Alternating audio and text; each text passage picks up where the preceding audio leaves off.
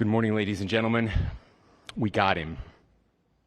On the evening of September 11th, a family member of Tyler Robinson reached out to a family friend who contacted the Washington County Sheriff's Office with information that Robinson had confessed to them or implied that he had committed the incident. This information was relayed to the Utah County Sheriff's Office and scene investigators at Utah Valley University. This information was also conveyed to the FBI.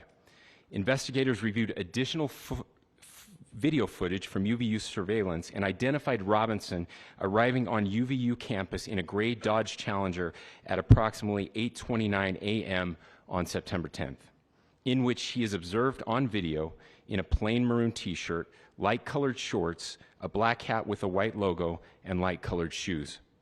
When encountered in person by investigators in Washington County on September 12th, in the early morning hours, Robinson was observed in consistent clothing with those surveillance images.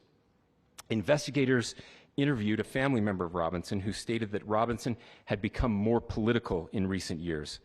The family member referenced a recent incident in which Robinson came to dinner prior to September 10th, and in the conversation with another family member, Robinson mentioned Charlie Kirk was coming to UVU.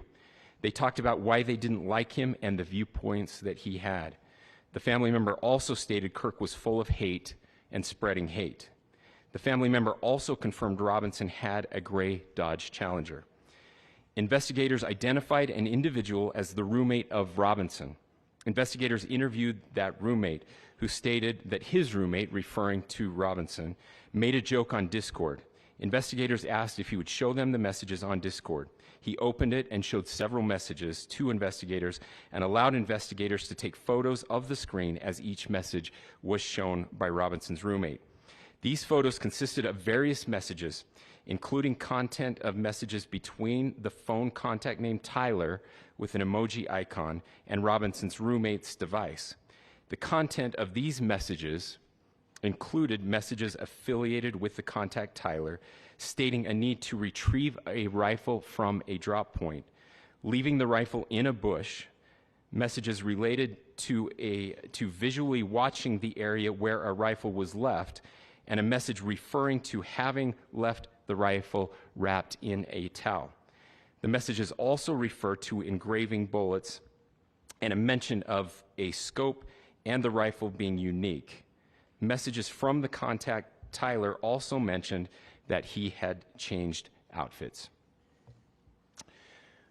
I know there has been speculation as well as to the writing on those casings, those bullet casings, and I believe we have that as well.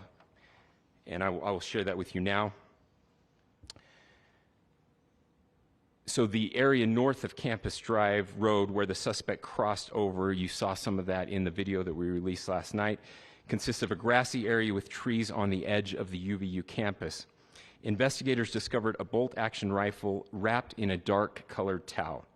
The rifle was determined to be a Mauser Model 98 30-06 caliber bolt-action rifle. The rifle had a scope mounted on top of it.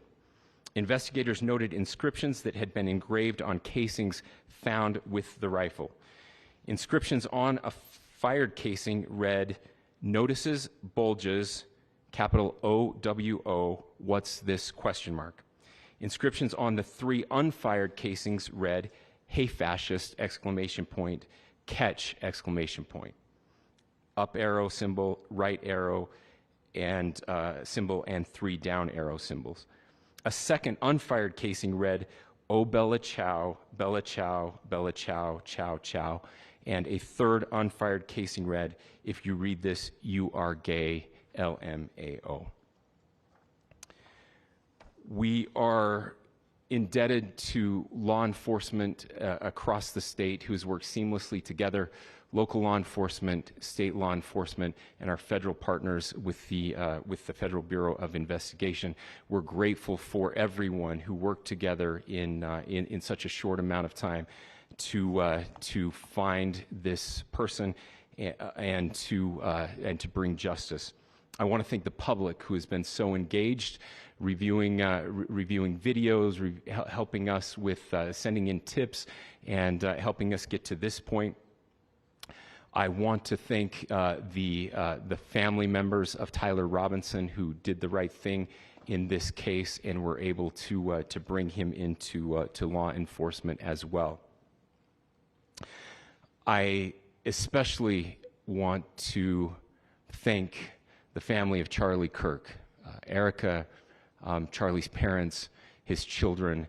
I want us to be thinking of them as we bring justice in this case.